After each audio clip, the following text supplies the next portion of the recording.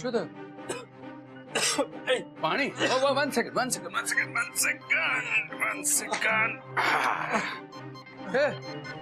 શું થયું? આ તો ખાલી છે. પપ્પા પ્લીઝ એને પાણી આપો, એને કંઈક થઈ જશે. અરે શું થશે કોમલ? આ તો એકદમ બહાદુર બચ્ચો છે. Nothing will happen to him. ખા. હજુ મરચા ખા. 3 જ થયા હજુ. બસ તમારે જે માનવું એ માનો, પણ આ પરીક્ષા નહીં આપ. મારે નથી ખાવું. કેમ? શું થયું? હારી ગયો? You gave up? Oh my God! Look at him, कोमल. नाम बड़े और दर्शन खोटे निकले. एक काम करवाना बेटा, जो आना विषय વધારે વિચારવાનું નહીં, ચાદર ઓઢી લે અને સૂઈ જાઓ. ઓકે? ગુડ નાઇટ બેટા. આ તમને બહુ ભારી પડશે મિસ્ટર જયરાજ મહેતા. તે જે કર્યું છે ને એ તને ખૂબ ભારે પડશે મિહિર. आगे देख होता है क्या. हाँ?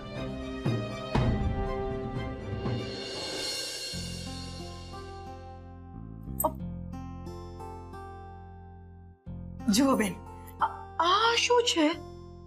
આ બધું જ આવતીકાલે આપણા તરફથી મિહિરના ઘરવાળાઓને આપવાની વસ્તુઓ છે. ઓ વાવ! પણ આ લઈને જશે કોણ? તમે. હું? હાસ તો. અને જુઓ, લેણા દેણીની જે પણ કઈ વાત થાય ને એ બધી જ માન્ય રાખજો. આપણે બધું નમતું જ જોખશું. અને બીજી એક ખાસ વાત, એ લોકોને પેરામણીનું ખાસ પૂછી લેજો, એટલે આપણને તૈયારી કરવાની ખબર પડે. હા, હું બધું બરાબર પાક્કું કરીને આવીશ. પણ બેન, તમે કોમલના સાસરે શું પહેરીને જશો? મારી પાસે બ્રાન્ડ ન્યૂ ડ્રેસ છે. ના, સાડી પહેરીને જાઓ. હું તમને મારી સાડી આપું અને ગજરો પણ નાખજો. સવિતા આજે જ ગજરા લઈને આવી છે. પણ ભાભી, આ તો તમારો હક છે ને? ના બેન, કોમલના પપ્પાની ગેરહાજરીમાં આ ઘરના વડીલ તમે જ કહેવાઓ, એટલે ખરો હક તમારો જ કહેવાય. બસ તમે બધું પાકે પાયે નક્કી કરીને આવજો. ભાભી, તમે જરાય ચિંતા ન કરતા. હું બધું બરાબર ડન કરીને આવીશ. વાટ લગાડી દીધી.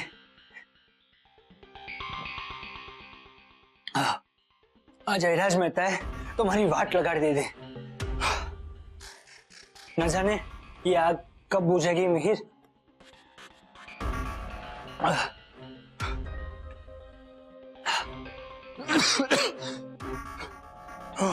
Oh God, I cannot take it.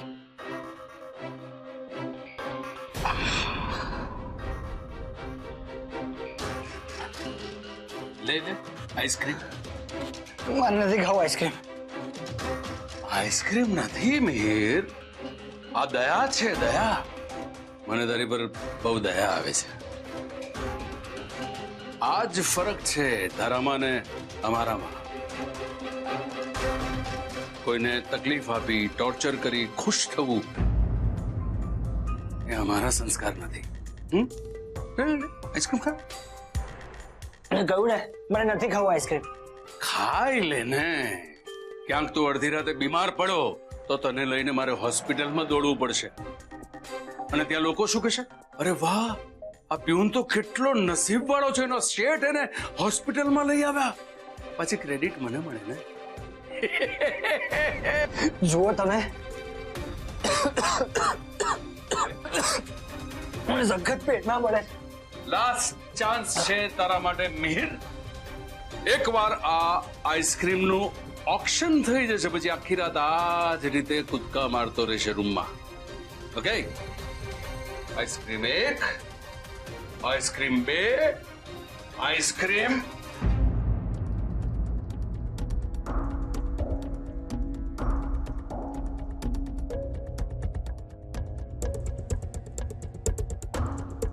હવે તો રોજે રોજ એક પરીક્ષા લઈશ તારી બચ્ચું. રોજ આમ જ કૂદકા મરાવીશ, ડાન્સ કરાવીશ. It's nice, isn't it?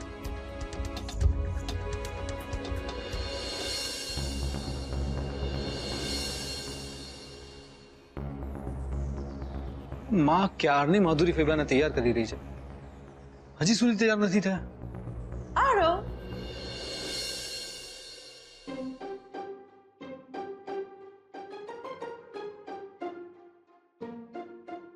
કેવી લાગો છો? ઓ માય ગોડ, ફૈબાને આ સાડી જરાય સારી નથી લાગતી. સુપર ફૈબા, સુપર. એટલે આ સાડીના નસીબ ખુલી ગયા કે તમે આને પહેરી.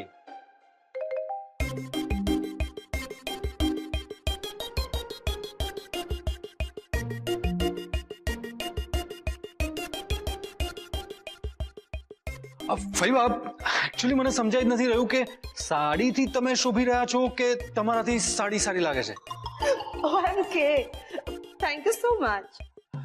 અને ફૈબા, એક સિક્રેટ વાત કહું, આપણે બંને જો સાથે બહાર ફરવા નીકળીએ ને તો કોઈ એમ કહે જ નહીં કે તમે મારા ફૈબા છો.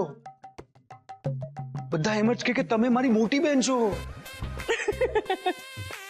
એક્ઝેક્ટલી. યુ નો વોટ, મને બધા ફ્રેન્ડ્સ અને રિલેટિવ એમ જ કહે છે કે મારી ઉંમર કરતા હું 10 વર્ષ નાની લાગુ છું. મગજથી 20 વર્ષ નાના લાગે છે. અરે બેન, તમે તો તૈયાર થઈ ગયા, પણ મેહરને ફોન કરીને એનું સરનામું તો પૂછો. ઓ યસ, હું હમણાં જ પૂછી લઉં છું.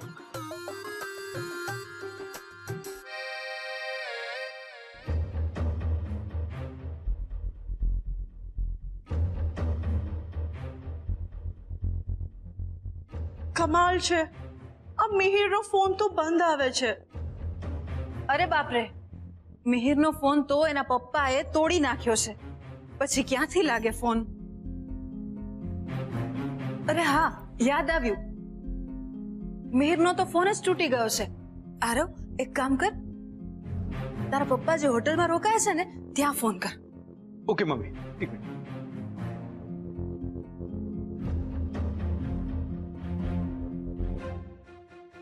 Hello, hotel galaxy, room number 304 please.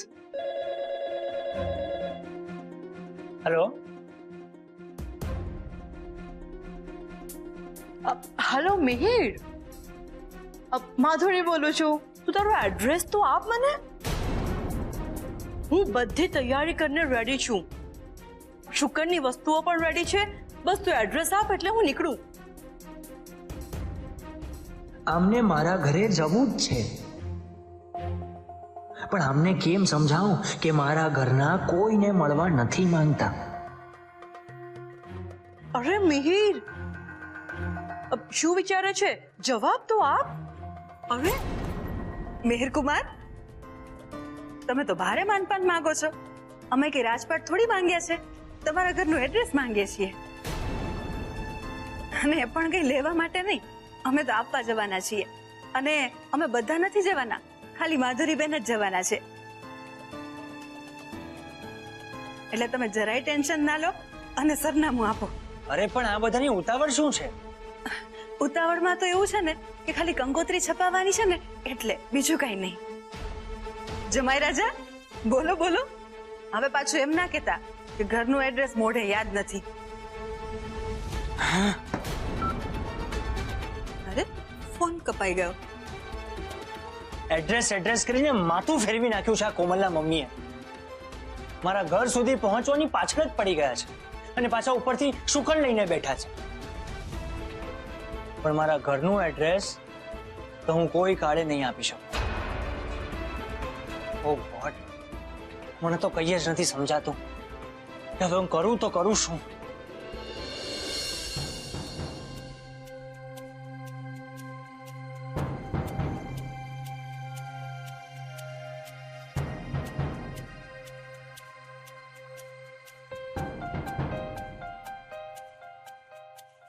આ મિહિર પણ કમાલ કરે છે.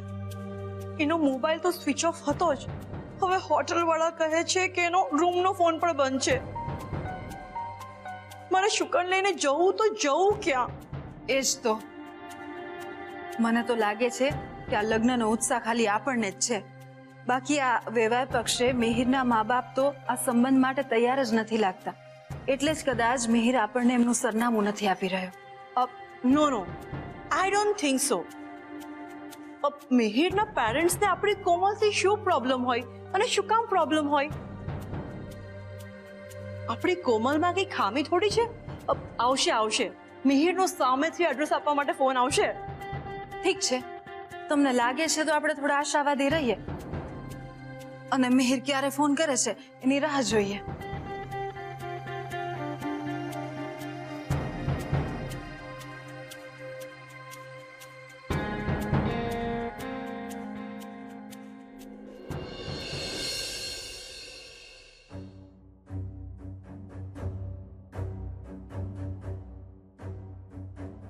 જોયું બેન, નો આવ્યો ને મિહિરનો ફોન. અને મને તો લાગે છે કે હવે આવશે પણ નહીં. એક કામ કરો, તમે સાડી બદલી લો, ત્યાં સુધીમાં અમે રસોઈની તૈયારી કરીએ. શું યાર, આ મિહિરે તો એકદમ મૂડ જ ઓફ કરી નાખ્યો. અરે પપ્પાનો ફોન છે. કદાચ ભાઈના ફોન પરથી મિહિરે જ ફોન કર્યો હશે. હેલો, યસ પપ્પા. વોટ? શું વાત કરો છો? ઓકે ઓકે, પછી મને ફોન કરજો. હા. શું થયું આરવ? પપ્પા કહે છે કે મિહિર બપોરથી હોટલના રૂમમાંથી ગાયબ છે અને એની પાસે ફોન પણ નથી. આ મિહિર ક્યાં અચાનક ગાયબ થઈ ગયો? આ મિહિર એડ્રેસ આપવાની જગ્યાએ પોતે જ ગાયબ થઈ ગયો.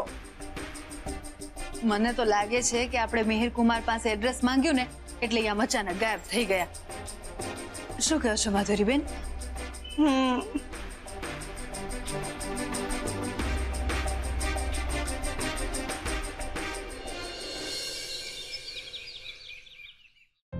બધાએ પોતાની મરજી પ્રમાણે કામ કરવું છે.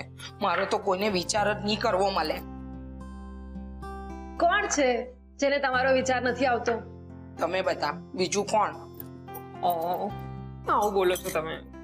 એ હું પછી કેવા. તમે એ કહો, તમે હું કામ ચીંધવા આવેલા છો? અરે હા, માધુરી ફૈબાનો નાસ્તો અને એમના ડ્રાયફ્રૂટ તૈયાર છે ને? એ બધું તો તૈયાર છે, પણ તમે મને એ કહો ની, મારે ક્યારે અને કેટલી તૈયારી કરવાની છે? શેની તૈયારી? કેમ, માધુરી બેન આજે નહીં તો કાલે વેવાઈના ઘરે જશે. પછી વેવાઈ લોકો આપણું ઘર જોવા, વેવાની વાત કરવા આવે. કોમલબેનના લગ્ન પહેલા આણું જોવા, હાંજી ગાવા આવે. તો એ લોકો કેટલા આવવાના છે, ક્યારે આવવાના છે, એ મને કોણ કહે? હા, પણ એ બધાને હજી વાર છે. ક્યાં વાર છે? લગ્ન લીધા છે, દિવસ નક્કી છે, તો આ બધા પ્રસંગ તો કરવા જ પડે ને. રીતાબેન, તમે કેટલું ટેન્શન લો છો? સાચી વાત છે, પણ મમ્મીજી તમને સમય આવે બધું જણાવી દેશે. તમારે અત્યારથી જાણીને શું કરવું છે? અત્યારથી જાણીને હું કરવું છે એટલે મારે બજારમાંથી ચીજ વસ્તુઓ લાવવાની હોય, શાકભાજી લાવવાનું હોય તો મને ખબર પડે ને. કારણ કે મોટી બેન વેવાઈ લોકોને ખવડાવવા માટે તૈયાર વસ્તુ નહીં લાવવા દે હે. એ તો બરાબર છે બેન, બધું જ ઘરે બનાવડાવ હે તો સમયસર બધું લઈ આવીએ ને, તો છેલ્લી ઘડીએ મગજમારી નહીં. સમય તો આવી ગયો છે. હવે બધી મગજમારીઓને આવજો કહેવાનું. હું કીધું તમે? કઈ નહીં. તમે મને એ કોની કોમલબેનના હાહરિયા ક્યારે આવવાના? સવિતાબેન, એ તો નિર્ભર કરે છે કે મિહિરનો ફોન ક્યારે આવે છે અને એના પરિવારને આપણા પરિવાર સાથે ક્યારે મળાવે. એ લોકો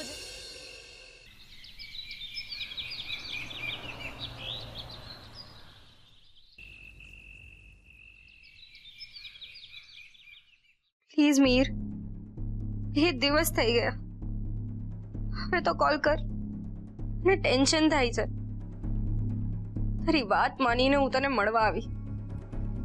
એ જીદને કારણે લગ્નનું આટલું મોટું ડિસિઝન લીધું. અને હવે જ્યારે મારા ઘરના આપણા લગ્ન માટે રેડી થઈ ગયા છે, ત્યારે તું આમ અચાનક ગાયબ થઈ ગયો. તારા આવા બિહેવિયર માટે ઘરના લોકો મને સવાલ પૂછશે તો હું શું જવાબ આપીશ? તો મમ્મા કહે છે એવું તો નથી મીર કે તું મને પ્રેમ જ નથી કરતો? ખરેખર ડરીને ભાગી ગયો? ના ના, એવું ના બની શકે. કદાચ એવું પણ બની શકે એની સાથે કોઈ ઘટના બની છે જેના કારણે એ મને કોન્ટેક્ટ નથી કરી શકતો. ઓ ગોડ, પ્લીઝ મીર, જ્યાં પણ છે ત્યાંથી પાછો આવી જા પ્લીઝ. 2 દિવસ થઈ ગયા, આ મિહિરનો તો કોઈ તો પતો નથી. એટલે મારી ધારણા સાચી પડી. એણે કોમલનું મગજ ખરાબ કરીને લગ્ન તો કરી લીધા, પણ જેવી જવાબદારી માથે આવીને ભાગી ગયો. ભાભી,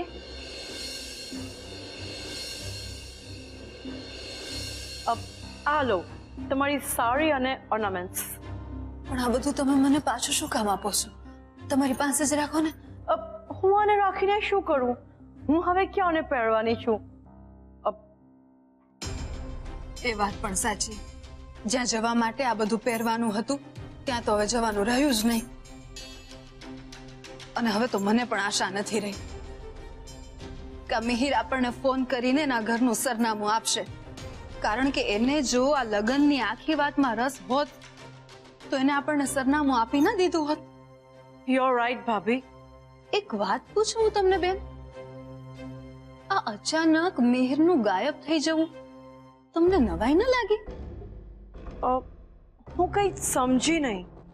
જે મિહિરને તમે આટલું બધું પ્રોત્સાહન આપ્યું, આમ ડગલે ને પગલે મદદ કરી, એને જ. ભાભી, આ શું બોલો છો તમે? કેમ? એ લોકો જ્યારે ઘરની બહાર હતા ત્યારે તમારા મોબાઈલમાં જ ફોન આવ્યો હતો ને બેન. એટલે મને લાગ્યું કે અમને આમ કીધા વગર ગાયબ થઈ ગયો એ તો સમજ્યા, પણ મિહિરે તમને કે પછી કોમલને કાંઈ ના કહ્યું? એ વાત વિચારવા જેવી નહીં? હવે જો હું અહીંયા વધારે વાર રહીશ તો ભાભી આ ટોપિક ચલાવી જ રાખશે. બેન, તમે તો સાચે જ વિચારવા લાગ્યા ને? એકચ્યુઅલી મારું માથું બહુ દુખે છે, તો આઈ વોઝ થિંકિંગ કે હું રૂમમાં જઈને થોડો આરામ કરી લઉં. અરે માધુરી બેન, એમ માત્ર આરામ કરવાથી કાંઈ નહીં થાય. તમે બેસો શાંતિથી, હું તમને સરસ મજાની ચંપી કરી દઉં. ના ભાભી, એની કઈ જરૂર નથી. જરૂર છે બેન. આમ તમે થોડી વાર મગજનો વપરાશ બંધ કરીને શાંતિથી બેસશો ને તો થોડું આરામ લાગશે તમને. ભાભી આજે કંઈક અલગ જ મૂડમાં છે. સવાલો પૂછીને મને ફસાવી ન દે તો સારું. તમે બેન માફ કરજો, મારાથી કંઈક વધારે બોલાઈ ગયું હોય તો. પણ શું છે ને, મારા જીવને પણ ક્યાંય ચેન નથી પડતો. ના ભાભી, ઇટ્સ પરફેક્ટલી ઓકે. માધુરી બેન, એ તો તમારી મહાનતા છે કે તમે સામું કાંઈ બોલતા નથી. પણ સાચું કહું, તમારા ભાઈની ગેરહાજરીમાં આ ઘરમાં માત્ર એક તમે જ છો કે જેને હું હકથી આમ કંઈક કહી શકું, પૂછી શકું. હા ભાભી, આ ઘર તમે બધા મારા જ છો ને, એટલે મારે થોડી જવાબદારી તો નિભાવવી જ પડે ને. હવે તમે જ વિચારો, એક બાજુ આ મિહિર ગાયબ થઈ ગયો, બીજી બાજુ આપણે ધંધાનું ટેન્શન, અને મોટે ઉપાડે મેં તમારા ભાઈને વચન પણ આપી દીધું કે હું અહીંયા બધું જ સંભાળી લઈશ, પણ હજુ સુધી હું કાંઈ જ કરી શકી નથી. એટલે મારાથી તમને બોલાઈ ગયું. પણ બેન, તમને શું લાગે છે આ મિહિર અચાનક આમ ગાયબ કેમ થઈ ગયો? શું ખરેખર એને આપણી કોમલમાં કે આ લગ્નમાં રસ નહીં હોય અને આમ કોકના ચડાવવાથી ફક્ત આપણને હેરાન કરવા માટે એને આમ આ લગ્નનું પગલું ભર્યું હશે? અને હવે આપણે જ્યારે ખરેખર આ લગ્ન કરાવવા માટે રાજી થઈ ગયા તો આમ અચાનક ગાયબ થઈ ગયો?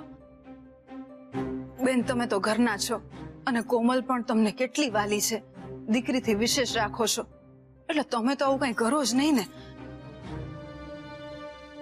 પણ આ મિહિરને કોઈએ પ્રોત્સાહન આપીને જો આમ કોમલને ભગાડવામાં મદદ કરી હશે ને તો એને તો આપણે નહીં જ છોડીએ.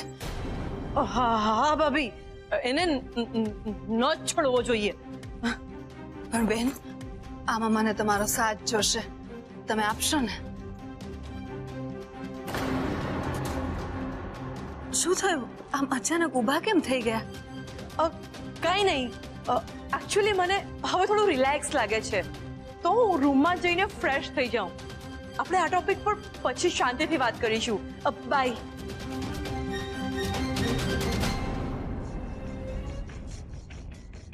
બેન, મને શંકા તો હતી જ કે આખા કાંડમાં તમે સંડોવાયેલા છો, અને તમારા ચહેરા પર રહેલા ડરે એ વાતની સાબિતી પણ આપી દીધી. તમે ભલે અત્યારે છટકી ગયા, પણ મારી કોમલને બચાવવા હું એકલી જ પૂરતી છું. બસ મારે માત્ર એટલું જ જાણવું છે કે જો મિહિર મારી કોમલને પ્રેમ કરે છે તો પછી આમ ડરીને ભાગી શું કામ ગયો?